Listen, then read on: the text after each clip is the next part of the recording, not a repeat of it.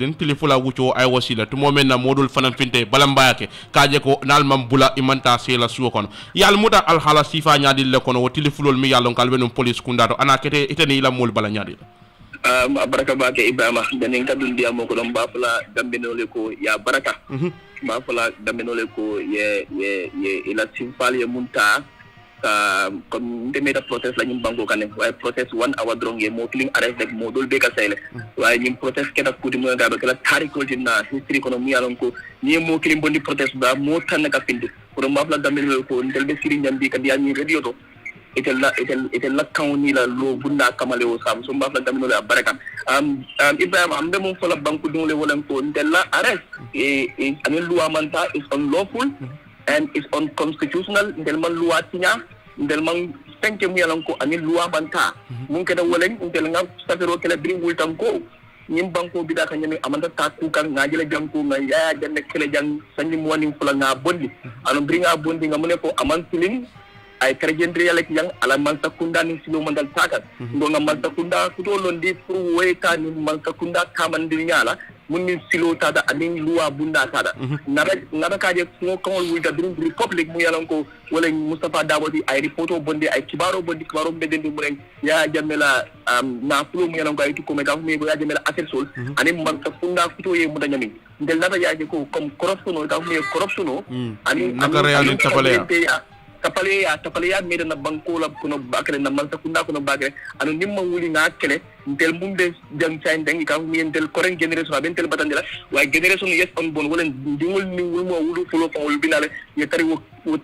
tapaleya kilim kono wala tel wulinde bi wul danga IG saten kay ko luwa bi jere nte dal nte man la ni luwa la nte man so ni luwa la bari alko luwa yi direnti nga safero ke pour nga bu nyani foromoka ye pamido din tel nga balam baya yininka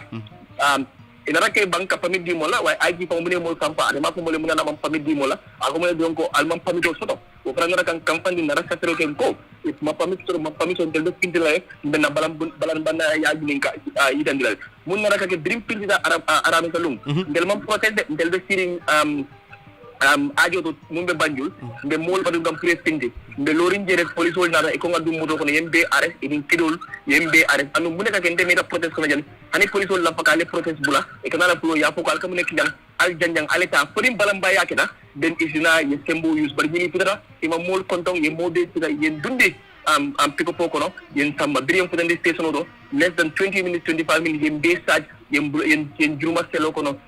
ke kana mun tara fatara ke kana mu wonni say yowta yi dindi selo kono amen min keda kudi mu yalan ko adni ko ya warta bake Ibrima Gambia no lura jang na ñine kere jang sanni mo wonni fula ko ya jemi na la marta ko ndaka ñine kedo jang so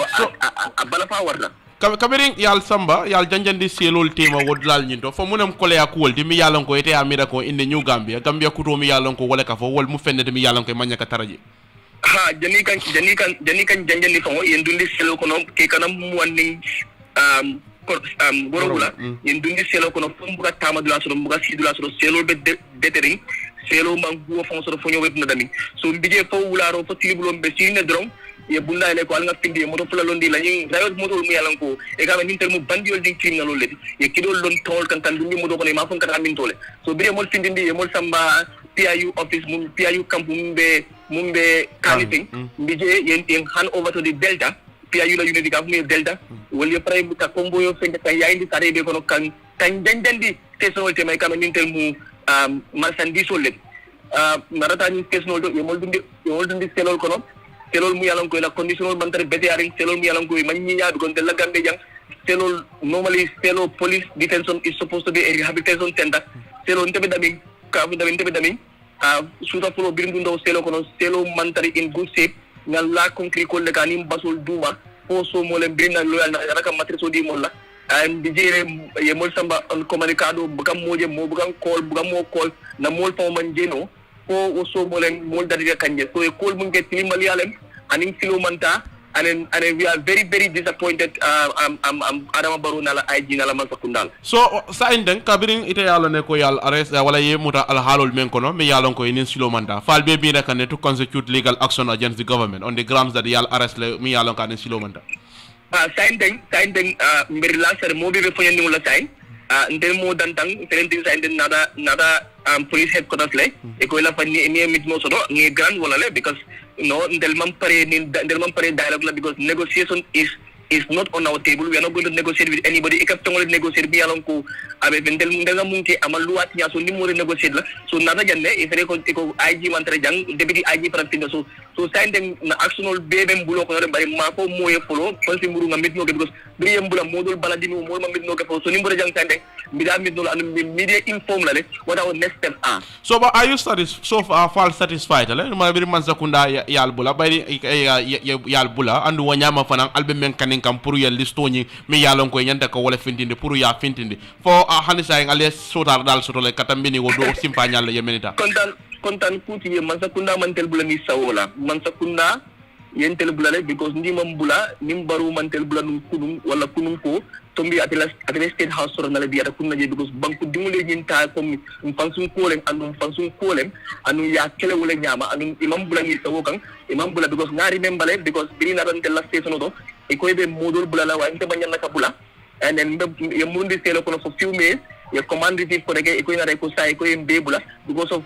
mumbe kiri university bon ni daga jibe fran daga relax ko basse be sindikan man sa konko be sindikan wasu be sindikan brikabal be sindikan so siloding ani force nga mulle kan wala ne mol bula so mo bula ni sa wala so ndel manta mo tentula ni tentu kuten ni tel tema be mun kala dron wala tan be next step hol dala ana ni be dum ñola ana ñim kelo mam bande adamay kelo dar kelo mi yalan ko pate ya buloloje wala tel ngam buloloje so but the issue of fighting corruption mi yalan ko wolem nakariyan in tapal ya the government ya yitande wala assurance dile mi yalan ko wolem kalimol di ka yitande ko say na bota nyina mu molti mi yalan ko fengol men be dendi wafir wala karol tel fele kamun tambe wolud lal tala ka senyan lal ma juma ñol le fengol sang ana wafita njamel to wod la nyindo what more are you action again ite lo dula tala nde man te ñini kala tere list on ma karam fulo fa nga be gadale I'm going to do a thorough analysis of it with the team but ndel tela la ñi la bi man ke fulo di bi man ke fulan jawdi bi man ke saban jawdi ka kumol e ka kuma soto balol fa ñi man ke tonya moldi ñi man ke mo kilinding ñi man ke so Omar sorry say na tara nun ko like akamunda kacal to mi yalan ko albe wolle kala wala nim police wol mi yalan ko kaca albe wolle kala ngamira initially di alla lod la momenti wolem pour al mo molti mi yalan ko allafta menna wolem kaje ko man sekunda e tol bondi fengol mi yalan ko wolle wafita pour al wol bondi na say ni man sekunda e tol nyim bondi albe nyini kala mun la ko de tol mum bonida telman la o tol la foka parentel ma tole bonida mande ko le a comprehensive report must accompany the list niko comprehensive report wolem poy su kuma kanwal ko mu yalan ko safiro bondi safiro mu yalan ko o asidol kapta nyoma nyaadile ye wati jumanyo lela mune o wati wol sindi ye moto mu wati wuli fula moto ni nyadare iba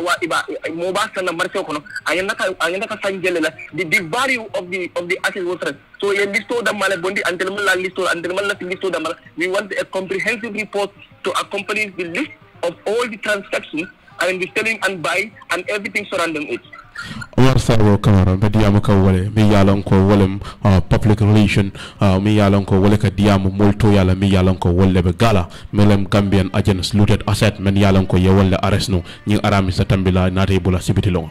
naate bula sibiti lungo yeme anko ye arrest hansa mbetlo kibar sifale to Alkamba Times jube eko Bob Keita recount heated encounter with President Barrow over his third term bid. Bob Keita jamalon Boubacar Keita eko hakilo blende wala adiamuta nyo sabala men duntani President Adama Barrow tema telefonoto tu momen na ala balambay tan ni President wala third term la ya yitandi nyim Bob Keita e kabe funding ke nyaton ko kono milialon ko fan wolle fintita ka kanindiro ke man sakundala pour ya jammela fengol men wafi ye afsata banko di wona keta nyame e kabe mol kono milan ko ye bula ke bondi kasola ke nafe barate fanan keda moti milialon ke ka diamuta milialon ko wala nyo sabati men duntani president Adama Barrow fan tema telefono to jannim bilu be sila ya yitandi Keita ay kuma kan fo milialon ko fam men keda nyo sabati milialon ko wala denta kuma kan nyinna anda kedaf moti mi yalon ko fan e ko atamu moti mi yalon ko ala lodula yitandi president la tatam la pour ka lo ka signa president ya nyinen ko dake nyim banko kan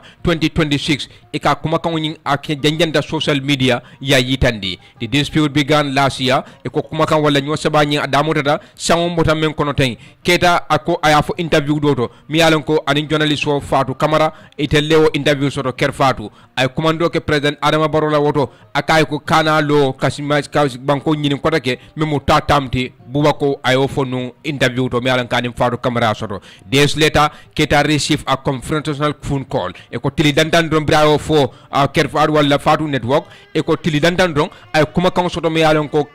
mobile wala mu ya kumandi kabo president Adama Barrow fon bulu to momen na adiamu ta kula membe dending aw kuma kan wala ay mem fo bob ko kujama bi je mi alan ka fotaw telephone dan president Barrow tema abi o safela ala bugo kono e ka fo me ko my story buba toure wala buba keta wala Boubacar Keita be diamu kan according to Keita Barrow challenge his stand Boubacar Keita wala Bob Keita ako president Barrow ya nyakuya ate Bob Keita ludu lala tu moment na ako president kana lo kam min manda sabanjaw nyini me mu tatamti ako president kay ko de muna ne tata teleto ka foje nde kana lo ka tatam nyini banko kanya Bob Keita ko president Barrow fay Keita defend his position stating that is my opinion ako brim president Barrow fay aka ko de a womun tele opinion olti womun na mirolti andu lata ko wole fomu ku kendoti mi yalan ka betate teto akate for president Adama Barrow the exchange grew heater as Barrow dismissed Keita as too small and too young to influence his decision e ko kuma kan kon telephone to akamunda nyo saba nyin lefta dinkala demanding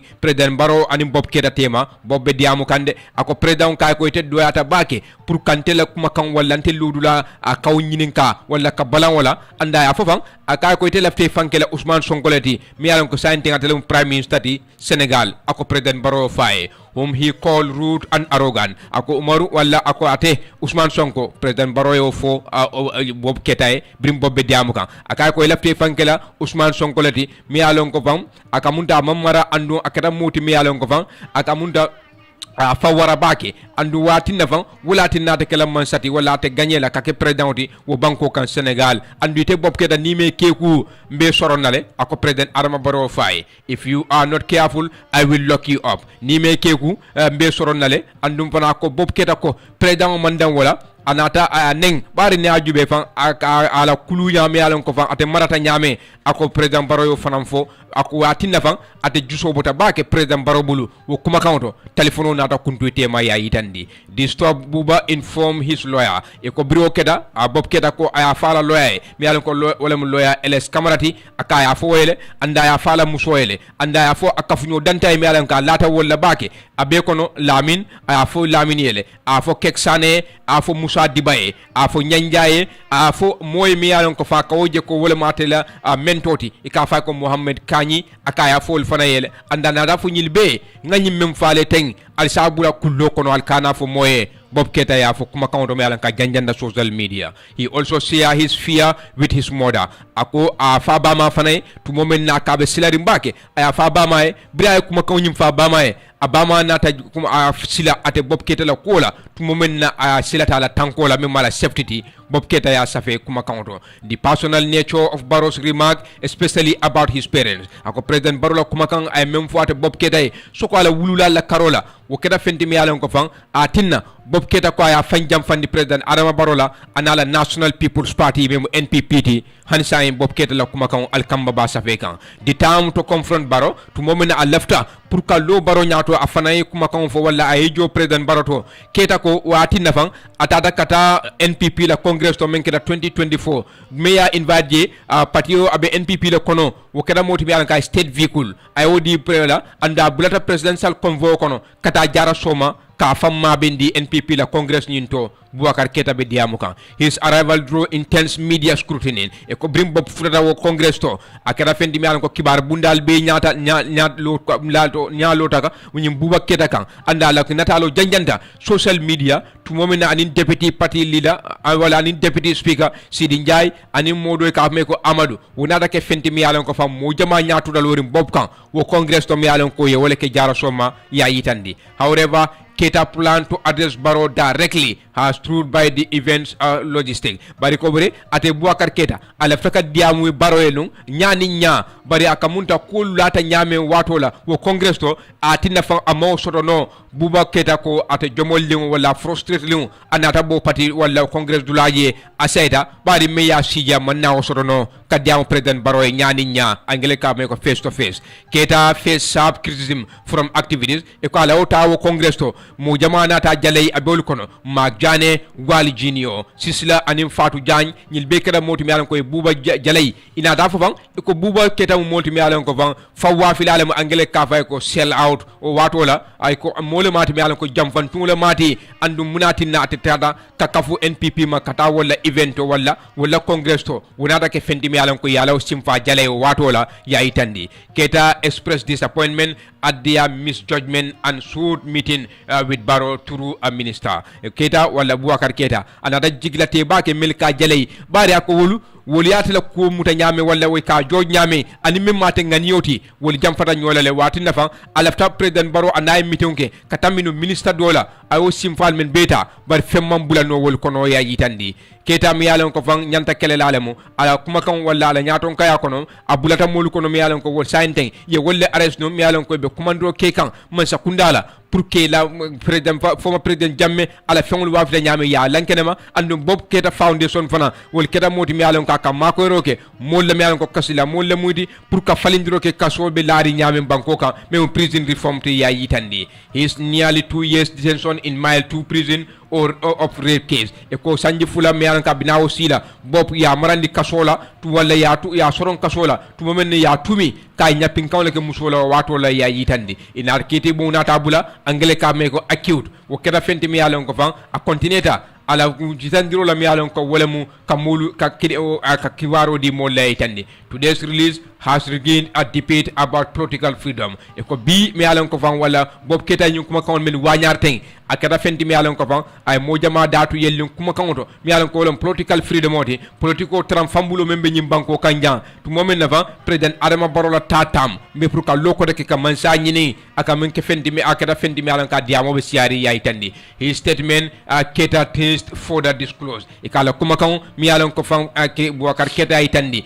kuma fan abe kumol kono mi yalan ko 2022 meeting mi yalan ka ni president Barrow ya ke bring abuda prison ako fana abe wol fana folal mi yalan ka bina abe tarla part 2 part 3 and part 4 abe tarla la tariko kono mi yalan ka ba safela bring abuda kasola fana ni president Barrow sita kuma kan men fo buok peda ka bo fana safela bari ko Buakar keta jamalom bob keta e kay kuma kan janjandi social media kibar bundali ya taje tu momen na ko president Adama Barrow ya kuma di telephone to bring ate interview soto ani Fatou Camara Fatou network dame yalam ka ala miro yitandi ko president Barrow manyana lola ka tatamke president Barrow kay ko te doatal de pour ka fonte ite mu moti mi yalam ko ban ilafte fankela ko Ousmane Sonko be nyame imam mara atinna fan wo Ousmane Sonko wala na atekela man sati Sénégal ina ta fan bob keta ko kumodul fay mi yalam ko wala ma kulunyati wonata juso bondi bake akabe jola president Barrow to wala si congress to mi alon ko fay yake masa konko barama president Adama Barrow jeno hanbi katenden kibaro la jiare boss Dabo discredits in-law Bob Keita's false statement against the president. The standard will lay bondi ko me yalon ko wolem nyaton ko the Gambia Revenue Authority Yankuba Dabo e ka mum wolti mi yalon ko abitan na kuma kan memo Abubakar Bob Keita ayo fani yandile tumo mi yalon ko waya fole ko yo sabodunda anim president Adama Barrow tema dama yalon ko president Adama Barrow aya tumi ka mum wolti mi yalon ko ay kuma kan la fay attaquant mi yalla ngo kabra bakela Senegal la prime minister même Ousmane Sonko de ay wo fanan dundije Yankuba Dabo ako kumo mu fennete mi yalla ngo amman soto to mo men ne ko de akunu somanda kuma kan mi yalla ngo an standard yatala Dabo ba foka wato mena safero to mi yalla ngo ay woleke akode ni wati ngol kono jaman la bongo do safero kedaje dama yalla ngo Mr Buakar Keita mi yalla ngo wolem Bob Keita de akeda moti mi yalla ngo ay kuma fo mi yalla ngo amman soto ko nyo sabo dunta ani his excellency president Adama Barrow tema alo kuma kan mi yalon kay wofo da tilimbali ya kono aya kele pour ka to nyamura ka kuma fo mi yalon ko aman soto ya itande as the individual by intele moti mi yalon ko fa ntele silo wala ka chato mi yalon ko aka wala fo teg ndemo moti mi yalon ko akedan kan farlodi pour ka seniyandroke ka itandi ko de Boubacar Keita kuma kan mi yalon ko ay wala fo president wala karola dangerous inaccuracies kuma kan sangarolem mi yalon ko e man sabati andu wonyama am fele mbe simpa nyata kan bammandiroke kenne yalla mi yalon ko wala be president wala office wala ya itande atu momena Yankuba Dabo ba itandika akon yajibe akamunda Mr Keita ala kuma kan to mi yalon ko ay wala fo ko private mi yalon ko mu kullo kacalati mi yalon ko fa akawa nana labang nyo sabola atalim president o tema nyimu kumalti mi yalon ko aman sodo to jaaje keso man taraje a itande the conversation he reference was initiated by me ay batala ko de kacha mi yalon ko ay wala fo ndele moti mi yalon ko ndele silo wala pour way ken na suwo kono Yankuba Dabo dabo ba itandika dama yalan ko Mr. Keita anata aka lafta anin president o ke kilinti anin dinkra nyin to ya itande janne wo ndama molti mi yalango ndama Bob Keita malo de andu wanyama fang nala dalo nying anata nanne serun sawala to momen nan doko ma sunkudo memo fatu mona dabodi ay wo futu ya itande the new family connection na badi ya mu fennedi mi yalango anata wala nyama nga simfa nyata kaje ko de ko mi yalango wala fatodi memba dim president tema ka bangata nyin la nyin do ya itande wanyama yankuba dabo memo commissioner general de Gambia Revenue Authority abe diamu ka wato mena aka hakilo bulata akeda moti mi yalango ay president commandi andu wonyama fa akamunda kabire aya faye dalilo me yatina ngay commandi ay telephone di Abubakar Keita la pour ay diamu president ko yankuba dabo kate fako nyala ya itande iba jela ko de ay baba asike moti mi yalan kazi president ko bolosé ako kaja kono ya batala ko de kuma foje mi yalan ko wole be denni Ousmane Sonko la karola sako Senegal yankuba dabo ba itandika ako kabiri kajada ay tekera moti mi yalan ko ay kata ko ke kaje ko de president ko ning Boubacar Keita inyasi ken naniti ata nyen dlañindo bala ko yajibe nyaata do man ninka president ko na rafay be wonni man jarala bayinte mo molti mi yalan ko yam fata ata nyim Boubacar Keita la ya itande andu wonyama wo kuma ka ko president ko men dunga bulu yankuba dabo aka narana wo sinde abitanna me yalan ko wala Bob Keita de ya itande Mr. Keita za sensationalized storytelling na wonyama fa ala kuma libundolo fori kawol to mi yalan ko ay woleke ka kumonji ka mo anyambasi dama yalan ko ay Ousmane Sonko dundije ane Senegal la politiko ani wonyama ko president ko yala wulula lenen ñun be mu fenete mi yalan ko amman soto yankuba dabo ba itanga no such comments were made by the president kuma man taraji me mun nendiri kawdi wala doyari kawdi wala Ousmane Sonko la kuwo o man dum kuma kawol kono mi yalan ko fang president way wala fo kabira ning ate Boubacar Bob Keita be kacha ka ya itande the president kon yajibe president memo president Adama Barrow mole mati mi yalan ko ha horoma molem wonyama fana ibatalla ko de aka damne fana wonyama fa akeda moti mi yalan ko ay Boubacar Keita ala bolo sero nying aya accept wala sontala andu wonyama fa akamunda anana faifa nyaado do manding aman jarinde ni nyaay kenane di bani yam fata la foko pare yaay tane to twist this act of grace pour ka je ko de president ko nyi hadama ya mentili Bob Keita la pour Bob Keita o yele mandi wonyama ka foko de iba silandi kanne ako mu fenne di mi yalango amanke foro yadi andu amanke tonya fananti yaay tane meanwhile taking to his Facebook page yesterday praita ala jaman labam bundado Mr. Keita ika mu molti mi yalango afana loda ala lod latole Boubacar Keita iba tar la ko tondondiro warta ka momen na jamaa yafo ko nyin kalimo mi yalan ko ay wala bondi a bondi wato la wato mi yalan ka mamu amanya ka bondi wala afala yela madala jaman la bambunda do la akode nu sonda ali mem fo ngal boro se wala ngakuma ka go nyim bondi wato mena manya ka bondi wala de bani nganyim kacha mem fo ka dundan nim president o temale hani fani ya jaaje ke so man taraji wanyama fam mbelola a nakuma ka wo fe fon nak ni ji la no ngam fo ay wala fo nye ya itande he however admitted the timing of the initial meeting akode ibatalla kalimo nyinga findindi wato mena wato nyimma hawla maya nsonda wala de ngal borose wala la ya itande Keita was among the score of youths e ko ibatalla ko de Bob Keita abe funding ke wala kono ye meni muda nyi aramiza tambila andu wanyama fa weekend wonyin kono ya dame yalon ko funding ke wol finde balamba yake ka itandi ko de ye bula to momi yalon kay man kontani ya jame ala fewol ye wa fi nyame e ka kere dibore kono ya itandi atanyin dinkra nyi do bar kibaro ko me itandi walen yankuba dabo me yalon ko Boubacar Bob Keita bitan nem wode e ka fintana ne diamuda ko to momena ako kacha mi yalon ko Bob Keita e wala fo ko dum dalim president o tema atale silo wala pour weke anda tele yala mobile ota ay president commande ka kacha nyin ko fa e mobile odi Bob Keita la wato nyina pranim president o diam to momena wala ftanim president o ke kelinde ako wala ya saba fintana ka senyandiro ke kuma kan wala ka men commande dangerous inaccuracy sa wala kuma kan sangarol mi yalon ko fa akamunda e manke toñati wala man silo muta nata nam pour ka wala senyandi anim president wala office yankuba dabo e woyitande to momen na ka bitaye mem fa man sotode bar wonyama Bob Keita ate fana na jumuna ala jaman la bambundaro ako moli al hekatude ngakumo mem fa sonta walale ko al ko ngana kuma kan fintini wato mena wato nyi ma hawla maya ngal bolose walal bare hani fani ya do mandingo amantara nakko mo kon ngam mem fo wala Keita nim president o tema andu wonyama ko kuma kan bello la wala kan fonna ni ji labango e kay wo safe ala jaman la bambundaro kabira murtadan ka safero fulanjal kabira muruta safiro fulanjang birintu momen na bitaya faniandi bob keta fanay nyine safe ako dea fellow Gambians badim banku dunkolu tonya nsonta wato men na ngakuma kaw nyim fintindi asekeno amanya na fintila wato la mbale bolo sayla wato la de bari kafo ngamem fo manke tonyati ntela kuma kaw ngamem fo hani faniya ajaje keso atakono andu ngakuma kaw memfo mbelori wala kan fu janni ni laban wala nan ni ji laban janni lumen nambe niobe banna Bob Keta Aitandi. I am not a liar and I will never be one. Nte manke fania folati andu nene tekela fania folati bari nte Bob Keta nganna jiko beti ka ngadi Allah subhanahu wa ta'ala la ngadi alala anabulo kono Aitandi ni atra ku ketanna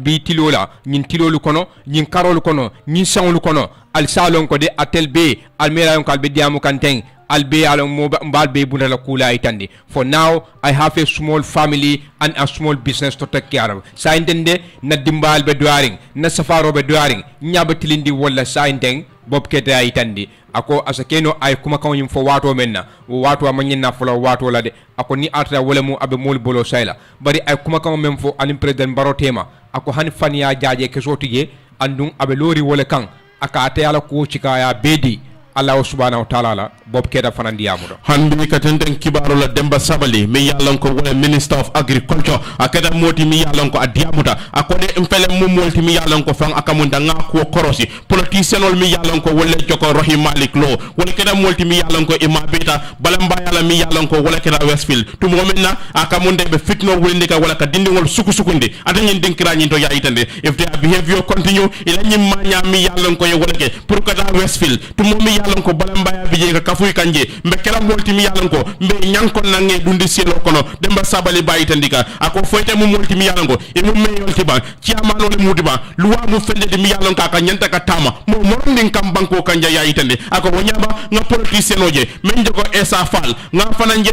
abe non dindi wol kono a tumo wala kala moti mi yalon ka bula dindi wol noma kada police station oldo andu nga de Westfield la fana ya itande a tumo men yalon ko we are instead of encouraging them to respect law pour ki ka fodi ngole alluwa bunya atanyen dinkrani do e be wol jambarande kan kan luwanta yalla ndi banko nyin kanja ya yitande mo mantara luwa e sandola ni esa fal na muruta kodeke Westfield ka balamba yake atanyen dinkrani do man sakunda NPP men nyaton kaya iba nyankon na wala ke hankofa wanyama fana mba sambala nga dundi selo kono Demba Sabali yofa ala ko mo nyimban diade right activist yede même mo madi jobatete to mo mena Demba Sabali adiamu da Rohim Malik Lo anim fana esa fal ka fo inal murta Westfield ko deke mbal nyankon na ngal dundi selo kono madi jobade ko ta Demba Honorable Sabali ida hayla place do ala bayi ala kitindi fana yaitande clearly Demba Sabali ida doesn't know the constitution of democracy or a republic aka senyatale ko Demba Sabali de mole mati mi yalongo amma maral kitabo le non wala man democracy lo wala man banko la kam foro yalo yaitande not only ay ko ni ajibe amanke damma kama faham ko wal ka tama nyamelto bal wanyama fana mumoti mi yalango ala kuma kangol to me ye mem firi wolem jenko kono ala taka barale jewole dindi banko ka yayitande bayri ni ajibe Demba Sabali ala nyin kuma kangol to membe je wolem on constitutionality ka kalimo fo mi yalango ani maral kitabo fo daño ko le luwanta yalem ani silo mi ko mi yalango ani silo fo daño ko Demba Sabali is a threat to peace ala nyin kuma ka mi yalango kay wolvo sila nyalem banko la kayro ni sabato way atanyin dañi do anno anyanda banko dingo be solala sako president Adama Barrow yayitande if he thinks that he and NPP can handcuff Esafal, Rohim Malik Lo or anyone else, akode ni ajibe ibata la kode ni Demba Sabali yamira Esafal wala tuba Rohim Malik Lo isi wala nyankon nole wala momo nyim banko kan atanyin dinkrani do wanyama fal akamunda mu fendedi mi yalanko ko mi yalanko ani luwante yalem alaftaka wala tutundi banko ka yayidene I put it to Demba Sabali dal citizen including politician have a constitutional right mfele mba fola Honorable Sabali ka fay kode politician wala bankuding abe ko politician ye nyanto sodole bang ma kitabo la karola banku dia karola pour ye dabula balam baya ko banko kanja yayidane just as he can stand over with a microphone to swing over pour ka je ko de ade Demba Sabali as if findi no la ay microphone ta ay kuma ka wol fay ka mo ñom politician ke doya wala ke kajafi wo ñande kidi wol be banku dim ko tegol fanam bur pour ya keno yayidane he is not only threatening opponent but further his remarks are real incitement to violence akode Demba Sabali amu molti mi yalango ado ñol politiko la karola amantara ka wal damma silandi ba la ñin kalimol ñi fenne mi yalango silan ñaale mati banko la tanku ngona la sabato ya atanyin dinkira nyin to ya yitande ani bi madi jabate aba foka wato mena akon ya jibe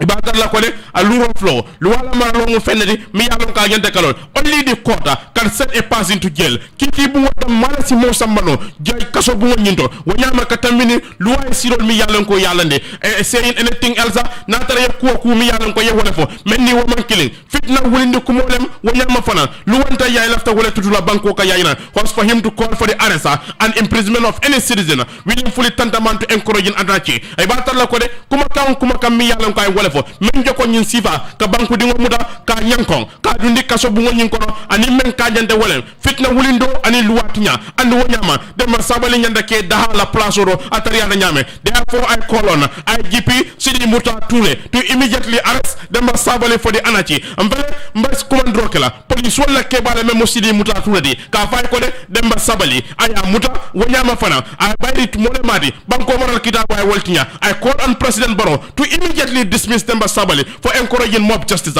mfele mbe president Adama Barrow kumandika atariya nyame ka fay ko de Demba Sabali aya bayi ala place ro to mo mena luwanta ya kanwa be wala foka ya yitande failure of his vaccination and dismissal by the president I call on the members of the National Assembly natara ko de president o boyta wala Demba Sabali a boyta pour que da ala place ro president o fana boyta pour ka wa a bayi mfele mbe kumandiro kala député bu wala ya sembe banko manal kitabo ala bunda tawula ani lula pour ka je Demba Sabali ya bondi ala place ro kay Kenya leke mi yalon ka ala place wala sirol ni sartol fota nyokole Demba Sabali should be considered ibata la kole Demba Sabali ala Kenya to mi yalon ka woleke akamunda ay kamen komandi indiscriminate assault ka kawo fay molkan mi yalon ko boyin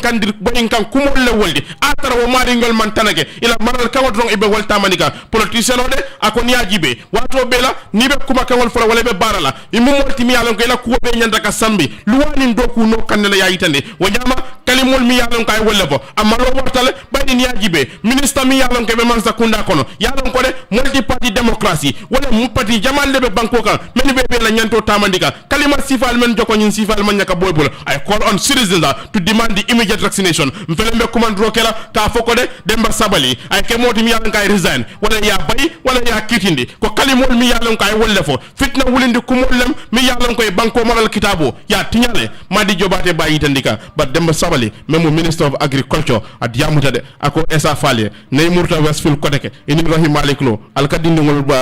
ke moti mi yalon ko ke jambarandi atu mi yalon ko fang akamunde ebe balamba yala akaye mbal nyankonna ngal dundi kaso kono wal dundi selo kono bari ni ajibe banko nyin kanja lu wala nyanta katama prale lu wafo dindi ngol almoke albenu jambarandi kan bari madi jobate kay ko de nyante baylala ni me bay idaha bari ni ajibe yekali mol men bo fitina wulinde ko moldam ete mo molti mi yalla ko yanda lon na lu wala be banko kande andu lu wala fanan katama akamunde kanyi mem fote lu wati nyal ako police wala kebay mem mo Sidi Muta Toure ako e ko de minister ni mem Demba Sabali ya arresté to momi yalla ko ay wofo ako president fane a bay ala place ro naman son ka resign ni wo fana manke ako député wala ala bayra ma nyala ke mi yalla ko anen silo fota nyokol ay mañala ke mi alan kanin silo fota ñoko mari jobate be diamu kan Demba Sabali hani sa met law kibar sifalto nga fatu network jube la kibatala fatu silla wala safe Talib Ahmed Bensouda mi alan ka tele mewte kanifi municipal council a telefona mu national organizing secretary member United Democratic Party aya nyakuya annu ala jikilate na ala sulo yitandi a jefan ako Gambia akamunta domanding mbe murukan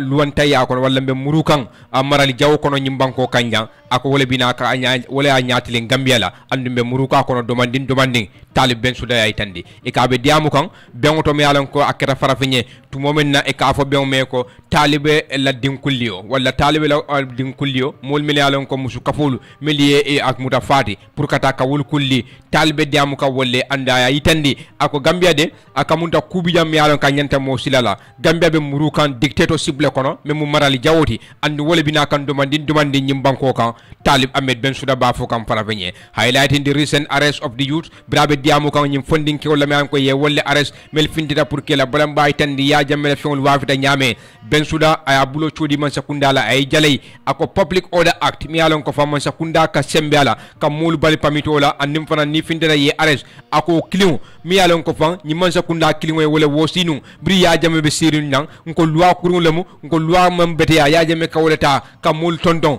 wo ni man sakunda client fana be wala loi client wala ta kan e ko ya jamme ben ke ka mam bete anu ni man sakunda client be tamaka wala ben suda itandi. We have all seen that dictatorship is coming back to the Gambia. Akon telbe ba je kanne marali jawobe murukan na nyimbanko kan akon nyajube ni loku me alon ko boda kono fondin ko fintita kairo kono imam do ko cika imam monen imam fenke pour que la balamba itandi kairo kono ye wolle arrest itata ye samba police kunda ye ditenje e police wol sembeta minna wala public order act loi me alon ko nga wala kele sanji jama nkay bonna baral bugo kono ben suda ya itandi. The very law that justifies Jammeh's oppression are now being used against the youth. Loi killing ya Jammeh sembeta menna pour kala tajire ya fasa wo loi killing e woleta ka funding ke busala nyimbanko kan jang kotake ben suda itandi. If this continue, dictatorship will return and we must unite to prevent it. Ni nyim continueta marali jawobe murula nyimbanko kan andum Gambia dingulu mbe nyanta kala clinting bala wala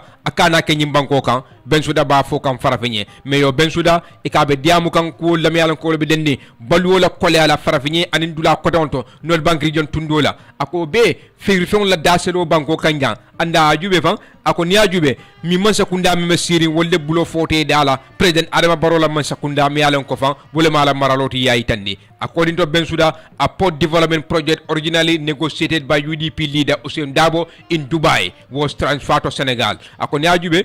Gambia la port yanta mel la fala nu mi yalan ko Ousainou Dabo tambita nyaata pour ka chaake nu brabe man sakunda ko no Dubai banko ka ako sa yo development oni wala wo doko ye wala transfer ya ke Senegal ya itandi. The port project meant for the Gambia was handed over to Dakar by President Barrow. Ako Gambia la port mi yalon ka nyanta dokula mi yalon ko fang anyanta na la Gambia janne President Adama Barrow wala ta ya samba Dakar mi yalon ka ya hand over je ben suda be diamuka. As a result, good design for the Gambia. Ako wati na fang fion mi yalon ko wala nyanta jila Gambia jang sai wal kata ji Senegal le andu niajube fo sefa ye wala ta niajube fo la kodo fali dala so ka ke sefati wo be mu koslati niajube abe fa ben suda itandi. This decision contributing to a rising food price and economic strain. Ako nyi simfa atin na fang kamunta firive do mor fion dabe kolyaka anim banko la fanko aba bambandi kan anda ba torandi kan aya yitandi hancha bambandi ako Gambia dingulu soko mol milan ko wala safar lalti safaro melbulu anim bañolu anim faali milan ko dimba balundi lalle muti wolle fon be nyi jihado kono ay tandi. Our economy is sinking and those most affected are the one working hard to feed their families. Akon na tango na nafulo memun na fankoti akamunta abe jikanne wala akamunta abe tunen kanne andu mol mil yalon ko fan ay wolle batandi bake wolle molti mi yalon ko sutatili be dogola ibe akataka pour kila dimbali balundi be suda itandi. We must come together to save this country and support UDP. Alinga ke kilinti nga nyimbanko kanandi alinga UDP fasa ben suda ya yitandi calling for national unity ben suda be diamu kan banko bel akoy ke kilinti ben suda aya bulo chodi man sakundala akon yaaju be fam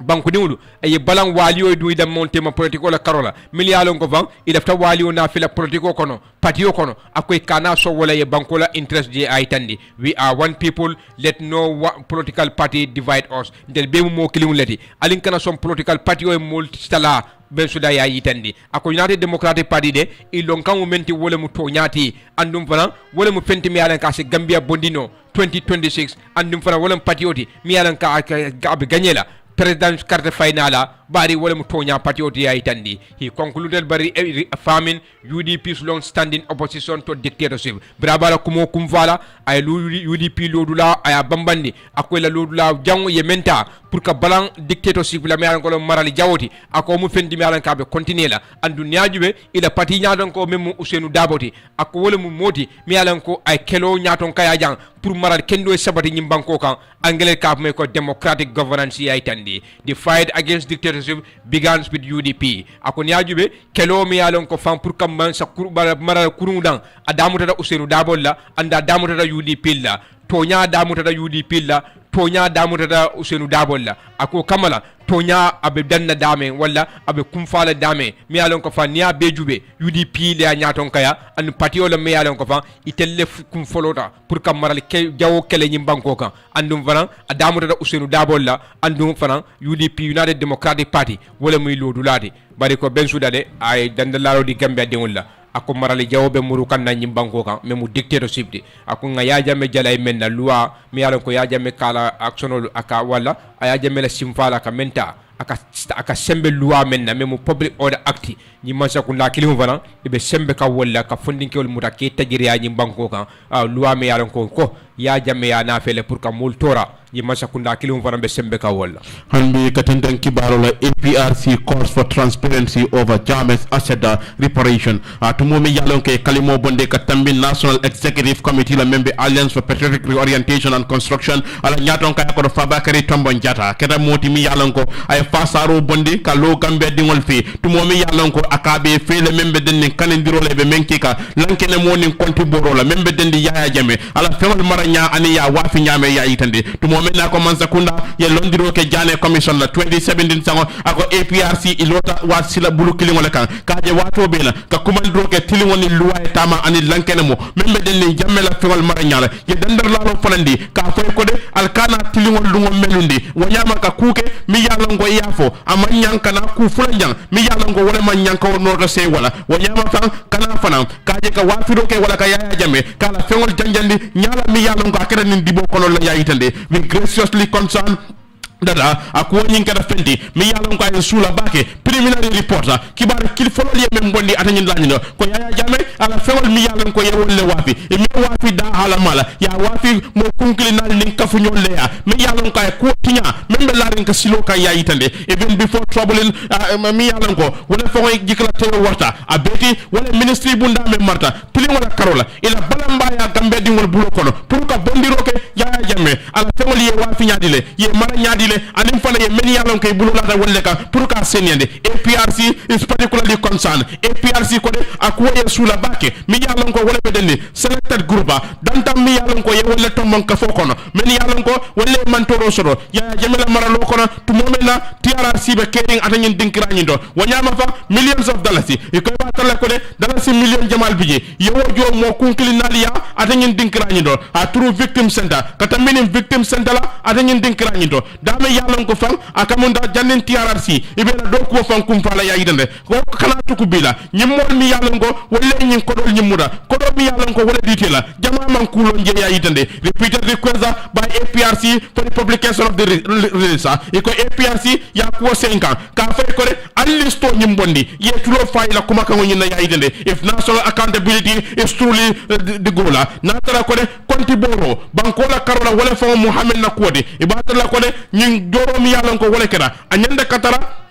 comprehensive list on ko le wala audit ko le nim konti boro be kala nyin nyanda nyanda ka bula jene anin fewol mi yalon ko yewol le busi Jammeh bulu APRC e commandro ke kam man sakundala e ko immediate corrective action simfa nyata ba mi yalon ko elol men sorda meni ba data wonna ya itande the voice of our citizen banku dingol mi yalon ko wolle be kanindiro ke kan accountability memo konti boro la e mumoti mi yalon ko ila kuma ka woni e manya bayla wala tarde manya kadunje failure to act risks depend national mistrosa ni boyta pour ka mamman banko ka lanno akamunte be wala tinyaka jamaa lanno men solo man sakunda la kawla pour tilingo sabadi wala be tinyala ya yitande APRC e ko wato bela ibe taralodi tilingo kan to nyakan banko la kilimbaya kan and wonyama the pursuit of justice and accountability ka bula tilingo no ma anin konti boro membe den Yaya Jammeh la fewalla amu kula de mi yalango amantara den dim pati kula banku be kulam ay banku dingol be la sula nyi nyambe man sakunda kumandika e ko de alim mamman sayin APRC ya yitande kalima man sayin APRC fanandi amuta membe den ni Yaya Jammeh la fewol wa fola an sayin nga continue kibaro la nga forya jube la kibata la Nelson Mane wala safe kiti auto me yalon ko ikabe kiti bu la brin 2022 senior lawyer Bori Esture akunu aram wala aram satambila la me karotili say ay kuma kan bay me yalon ko wala be dendi nyo sabala membe yalon ko fam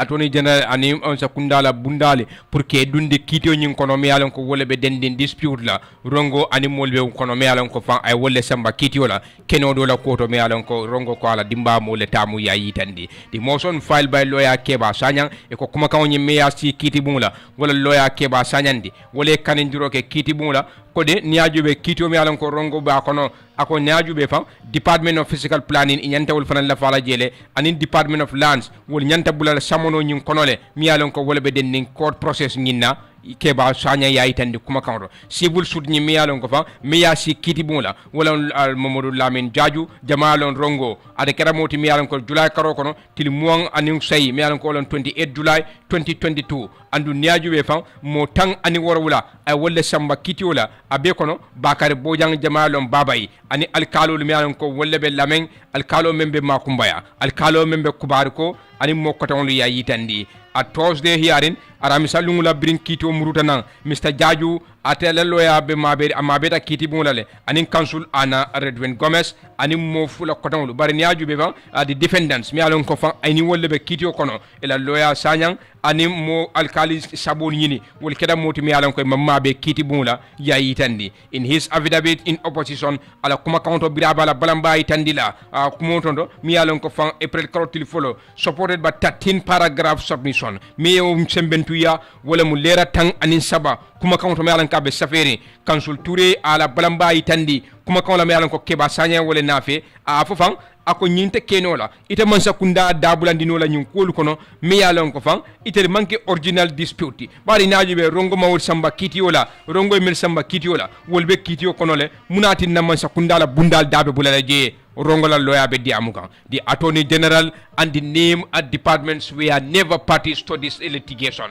ako nyinka mem foten attorney general lambang ani nyin department mi yalon ko Keba Sanyang ba foka ako nyil nene da mambula kitio nyin kono munati na kitio bita fu tema sai wala sutata bangola iba fula ko yewol dabula je rongola lawyer nyimbe diamu kan kiti bola he pushed back on his accusation ay kuma kon bay banta mi yalan ko be den council gomese memfo bari niaju efa ako niaju be nyum kuma kon department of physical planning and in department of lands nyili manke moti mi yalan ko wolle responsible wala wolle mu molti mi yalan ko fan wala lawyer bira ba foka gomese nyi ako niaju be physical planning and in department of land wolle mu tunku wolle mu bundati nyim banko ka mi yalan ko wolle kamara kenol nyala memu land regulation te nyim banko ka touré aya brayo kuma kanfo Keba wala Touré mi yalon ko fan atelem bori estureti akuntuta loya nyi nyato to momen na fay akay ko lañu kuma kan ñi mu fenati mi yalon ko manin ji manade bari ni ajube fam 90% mi yalon ko wala mu kenol min be banko kan kemo keme si la tan kononto mil be be ñim banko kan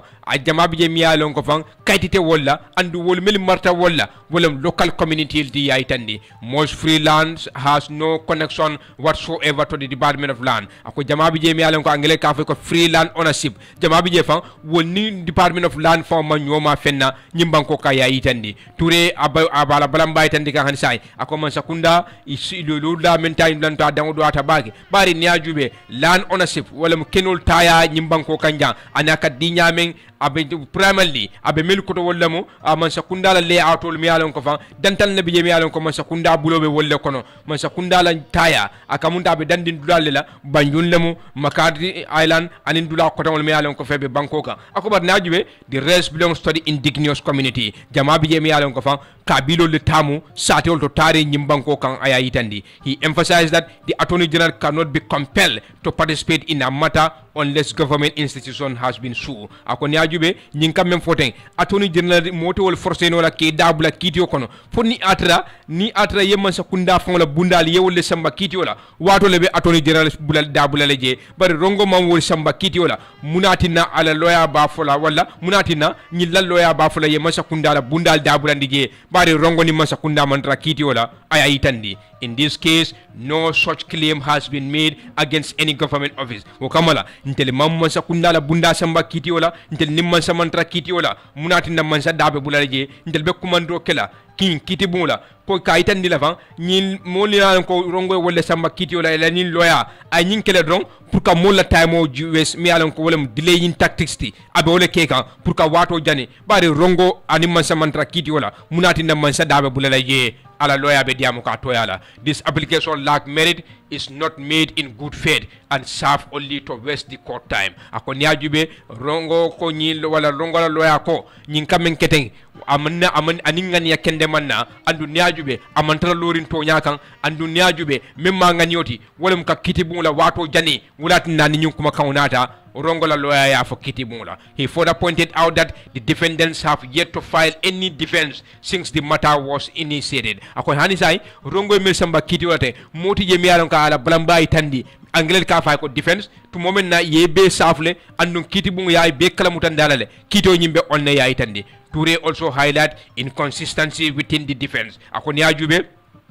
ye melalon ko yewole samba kidiola ibukatar lolim bulukan bi yenyin fojang sinindi yenyin safejang sinindi yenyin fojang nyimbe pour ka kiti mula wato jani on page 3 of their own brief ila kuma kanto me yalan ko fon le afo we tel sonta de ko kiti bu te kamunda application of grand nola itel le afo la kuma kanto ay tandi if in the legal authorities they rely on contradict their position hani kuma kaw me yalan ko luwala karola itel ka sembe menna ayitel lodula anitel lodula fota nyokole hansa rongola lo abe diamuka in his final submission Toure urged the court to dismiss the motion with cost bidaba fokan akamunta ke me yalan ko wolemu bori Touredi ya akamunta wolemu rongola loyati ako kiti moy ko de nyili kamem foten kuma kaw nyim bay andu ni ba bayla ye almano lekan bari niajube luwala karola fam hakilo fam luwa tatano la han hakilo fam tan yintano la bari niajube rongo mamman sakunda samba kidiola munati nantel be man sakunda la fala je mi yalan ko katamino physical planning anil land office ay tandi case ni inata to allo sawndi fo dun karotil tang ani woro 2025 talan tan nin kilina tambita a minute dantan na don pour kiti woni damuta rongo ni melbe kiti bumula wala rongo mel samba kiti wala abe kono bakari bojang jama ka kumandi babay Ebrima bojang atelemu alkaloti Lamin jere Sanyang ani Sidi Gomez Cherno Njai Mustafa Jamme kunkundanso Lamin Conte Malik Si jama ka kumandi Maudo Keba Kujabi atelemu alkaloti Makumbaya Modu Job Mfalli Sane Modu Sane ani wala Modu Mane Suleiman Sise atelemu alkaloti Kubariko Vincent Ebul Tomasi Muhammad Mendi ani Buba Sise rongoy wolle samba kiti wala bari kala loya me ala ko wala bori esture ala bramba itandi kiti mula e ko nyinnata tu momena tumiri mulu ila loya ko de rongo nyanta mulu masakunda la bundade me ala ko wala physical planning and department of land pour que bulande kiti o nyin kono ala loya bori esture ala bramba itandi akoy ko de munati na rongo bol bulande la kiti o kono bari rongo mawol samba kiti wala ay mel samba kiti wala wol to bijele munati na be nyi bulande laje abe nyinke kanne pour ka kiti bungula wato jani memu delaying tactics ala lawyer ya fo kiti bungula diam president wala advisor Mr. Sehu Mbalo mi yalon ko wala ka ya mari politico la karola yes Mr. Mbalo kamunde la fa contribute la programme onito good to have you on the line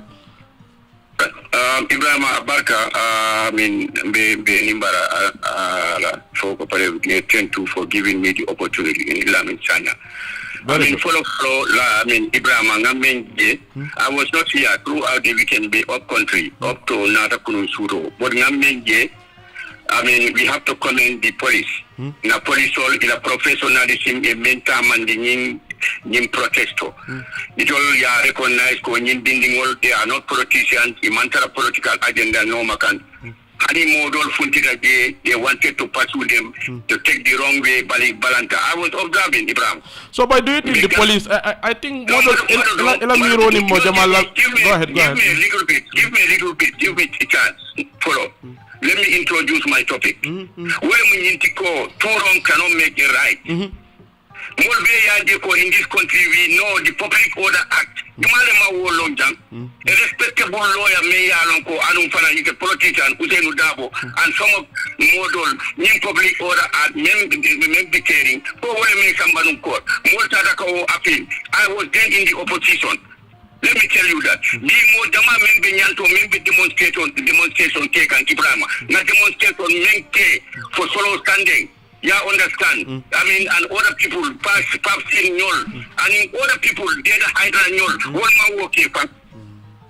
Because of law. American democratic, that's the biggest democratic begin. But the Hanike, he may demonstrate and Pamito Nika. Ni Anatema, more Nika. He We have to respect the rule of law. Mr. Mbalo mol quand même fo wala mu abari te fanko benu opposition ne albe ñu kuma kan ala ya bayle no même ñu public order act mol quand même fo wala mu ñu mon sakunda yewo mo sakunda jo jalay wala le ko ya jame kala actionol justify wo public order killing la al fanam be loi killing la use kan ka mol bal pamidola ni findida allié arrest ka foko ale loi tiñale ima mena mo sakunda as responsible government al ñi loi killing atel ñanda tamal wala ko dagi ale men jalay for the past years. Lamin Sanyang, democracy is a process. Democracy process is very slow. More money mira a day will come. Many along call more be funtila na dindingol na doma nyol na dingol be funtila tente kelela. Imale wo mira no dan what time de gan hani martel ko nita dai ko bi martel mandia you are in mile 2. So imale de wo mira no dan what be what we are hearing, we have to praise the President of the Republic. Ado Barrow definitely have a democracy and non-tala in this region. We are witnessing what is happening in other neighboring countries. Newspapers be close kan, the more politicians some can cut ora, the more danikan. But yes, demonstration is so but me aji these are our brothers, these are our nephews. I am very happy with the way our democracy is moving. But Mr. Mbalo, ndel be wala kele including yourself. Ite fangbe mol kono me alan koy balante wala ni adra bi ite ba wo foka nja mo se jahali woto ite ka mune fonun komando e ka mam bete anu say ni adra mam bete anu kunu ate bete anu la bi Lamin Sanyang, if of course kujama botaje Kujama Bondije in Palik. Why do you think we came up in bringing new constitution? And other things were debate over because of democracy. Before we have to debate, we have to dialogue. For Kuwait falling. I must say Damang, President Adama Barrow Damang, the Wulila falling totally in the country. What is the process? We have the National Assembly, we have the judiciary, we have to let them. They have a part to play. So, Yamira, you giving a credit to the president. This type of thing, the next meeting we are not going to respect our judges, we are not going to respect our magistrate, display. This is why so, but Yamira, you giving a credit to the president and in front of the police, a credit that they don't deserve. But in Yajibe, but like a police will not try a pamito from the Union Lano. Then in Benyon Tunkungo Mialon Combe Walton, the Futala, what Tunkungo, Jamali men Korosi, well, a police will la baro kai bali pamitola wala en friend nyin tunku nyindo deni wo manya kala andon ko nyimbe sembere mena wala accountability di anim fana lankene mo pura ke fendi mi yalla ko ay sabare imamira ko mansa kunda fa wala nyin wali yo nyim furande nyin tunku ngona amanya ka furada Ebrima ni wali o nata Pamito na police will fana manyi dina bita morishin I think the inspector, you can see the inspector general of police was busy on the tour meeting with opinion leaders throughout the country. So police let them for the meantime. He cannot permit dinner. Who knows whether Nia put on the back to his Nia settled her down. He's going to grant them the permit. While at the same time, Janini Befuntila, Nadomaniol Befuntila. But you know what happened? We have seen the majority leader. I said when Bondiko, he had a fang interest. He is going to summon this at the National Assembly. Aman Ganje at the National Jamman. We have seen also the Ministry of Justice. They said they are going to publicize. Mr. Mbale, Kamel before not a sign, a majority leader of Kumakao. Majority leader of Kumakao Natale, bring to Momena Republic, Cool Wanyari. Sanji say, Abe Dibide Bungula, I am Amao Foje. Attorney General Sanji Joliba Ninkala told Findin, Wafirlal Mele Wafiroke, it will Findinda me Findin. Bring Kibar Bundani, Wanyar Lamitel Be Findin and Prugut Kanil Befo, and the Kamen for Police La Carola, Police Mandalila for Mad Nemanil Pamitola. Near record Jube, Pamitol men be applied a young. Milanko Police Pamit Garant. A bekata le kaira nin kaira mulukatale ka time memfo ka dispatch ses wokono bim police wol balanda ka pamit di wole nyun ko be triga e adi you think police affair Lamin Sanyang Yage nin pamito la ko You want to tell me Imagine police almost the top branch. They are all on top. Immediately it all. But police will more for reason. Police will more reason for the Munane Bali Pamito. But no, then you have to. Of Gafka. Now the Hanimen gonna do manual and in demonstrate. I think they saw the top branches. They are on top. So what does that mean? What does that mean? What am I down? They might get a permit. You don't for me and other people for these citizens. You mean cutting through a permit. That comment is actually fair because Niajibe Niko police chain of command lebiye doesn't necessarily mean when the IGP katamala kata money banko e bandela foka police stop from executing their duties. Na mantala je mole bala plaso and that person should be capable enough pour kala plaso oversee janakana. That's not a genuine excuse. Yeah. It's a woman to excuse. But it's a radio. There are certain steps you have to wait for the management. Would you agree with me that the government of the Gambia, they could have done better? This is not a political issue. That's why we distance ourselves. Did you see any politician involving in this, anybody in the government? We left this entirely in the hands of the security. What with the police? Because we know they are professional, they know how to deal with this. They are very respectful. They are local and they are citizens. And we have to commend them. I'm not told now for Ebrima Jarra. I'm told now for. But they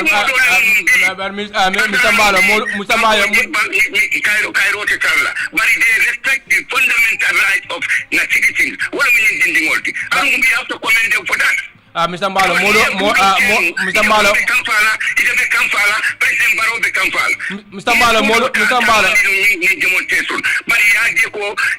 let us talk to them, let us dialogue with them, Cairo enough because we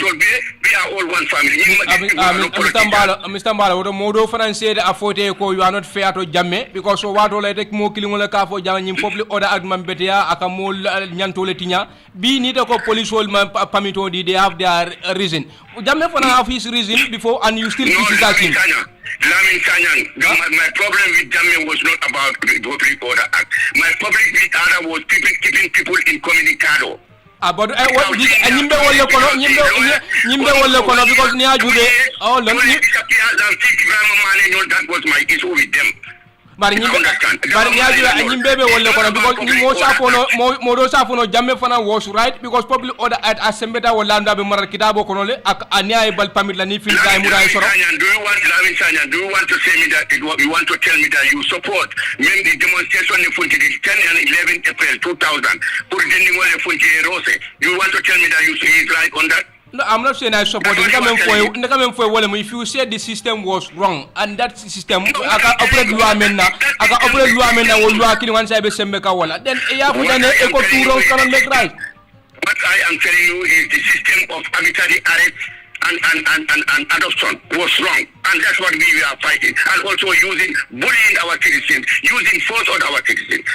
That was what we were fighting for. Then what is the difference? What is the difference? What we have seen in weekend, what we need to call democracy is has taken the right route. It has taken the right path and is moving. We cannot interrupt it. We cannot provoke the police. We cannot provoke the judiciary. And we cannot provoke the National Assembly. Let them do their job. Mr. Mbalo, then what is the difference? We also keeping draconian laws in our book and still now you use that to oppress the citizen. What is the difference with that? Lamin, that's why I'm telling you democracy is a process. It is going to be one day, it is going to be eradicated. It is going to be out of the books. It cannot one day to be eradicated. And when will this be eradicated? In America, it took time. Even in Germany, it took time. Even in Israel, it took time. And Gambia is not an exceptional. We are not an island. We are working on the process. The process will come. Democratization is taking place. We are having a genuine democracy. Then when will this eradicate? When will you eradicate this? That's what I'm telling you. It's a process. It's not in the hands of President Adama Barrow Damman. It's not in the hands of Seumbalo. It's not in the hands of King FM. It's not in the hands of King TV. It's in the hands of the Gambian. The process is going. That's why we have a capable judiciary system. We have a capable National Assembly. So, but if do you think the government is interested in the Purukanyi Lua Nimbon? By the central body bula deputy of Suleiman Sao, I simpanya the Purukanyi Lua Falin, deputy old Mafasa, may Yalonko, but I didn't the president la Caroni, the May Yalonko, will never deputy Bungajindo. Nico Mansakula is keen Puruka Niluani Lunkiling of a Falinale. I mean, it's a better. Where I the process. I told you that. How many bills are going? How many bills will come and they fail? And in the next month or in the next year, they are passed. How many? You are a politician. You are a journalist, and you follow news everywhere worldwide. You have seen even in America. Sometimes they bring bills to the Senate. They turn down. After the next. Might be 2 months, 3 months, or next year. That the same bill come and they pass it. Because so, but Mr. Mbalo, the issue of accountability, due to the circumstances that prevail at that material time, that bill will be passed. The issue of accountability, mami da wanyanta kela no nyo saboti ani walio from my perspective. Bari ni ajibe ku momenti wolem listo bondi nga ajibe nyo fe ani manza kunda labanta wala kela. Kabiri nyuni ya kumandroke. What stop the government at that point ka fo ko okay mfele listo ni lunkare mfele mba bondi la amanjara le protest ko tege kama fele sa mfele nga findinde de don defuta la nyentun kungodo. There is no perfect government. We're asking them for 2 wrongs cannot make a right. If the Ministry of Justice was slow to provide the list and for accountability and transparency purpose, that does not mandate, that does not warrant anybody to come out without a legal permit and come out in the street and obstruct traffic. Okay. Yes. So, but in your view, na tara nungo aramisa lungo ya pamito di no la. They no sibis lungo menkera nungo wata kela nung, is it? Pamito. Didn't I tell you that the police they have their good reason why that was not the right day to give the permit. Okay. But if Amanteko, we are not giving them anywhere where they say we will not give you permit because of the nature of your request. No, what matter again. At that material time, they cannot give you a permit. So, but that doesn't mean that tomorrow or today or this week, Monday, near applying, they will not get a permit. We have seen politicians like Bensouda, well, Mayo, I eaten the local Gambia is sliding back to dictatorship. Buruka Maral Jawalakon, and I sembeda Yinku Laka case justify, I eaten the go Akamunda, Kenya, Mi Yalonko, Walaketa, or lawyer eaten the Murukan dictatorship. What do you have to say about that? Are you surprised from Bensouda, who is an opponent of this government? Somebody may Yalonko is an opposition. That's why we treat these kids differently with Bensouda. If Bensouda is functioning without a permit, the law would say that this man is trying to bring problem and he doesn't respect the rule of law. But you are a citizen first before you become a politician. He is a leader in this country. Without a permit, the police have the right. Let them put me behind bars. Because the Umbalo knows what he is doing. He is ignoring the law. He doesn't respect the rule of law. They would have put me in jail, and I would definitely concur with that. So essentially, in that case, if you are a politician, without permit, government will deal with you. If you are a free man, you don't belong to any party. Sorry. Okay, yes. So, you are not partisan. That's the thing, yeah? And if I give you my example, I say for any grievances, they should arrest me and lock me in mile 2. Because they should know better. I should teach the kids better. I should teach them a better example for let's respect the judiciary, let's respect the rule of law, let's respect the police enforcement for law and order maintained in this country. But it didn't the frustrator is they ask for a list, this man funky frustrator. This is how the police would see it. But it's Bensouda, somebody, he has a political agenda. He is trying to just to bring chaos. All right. That is how the over perspective more women get. All right, thank you. Baraka back, President's advisor on politics, Sehum Balo, whatever Diamuka Wanyama, to Momi Along Katakole, Kako President on police, they should be commended. Walam Ki Tentu, Kafoeko, Akamunta, Alabaro, Kekuta Bake, to Momi Alonko, Akamunta, Ako Aitanle, Ko Bankola Democracy, Abe Yuruakan. Ko Bankola Democracy, Abe Yuruakan, President Yamar Labe Diamuka. Wato bandala frem se kankularo di alla jandimbe fintila studio kono sta GSM ko be jama be kala mutande la dukulal nata banko kanne a jama ba mel lafta kilin standiro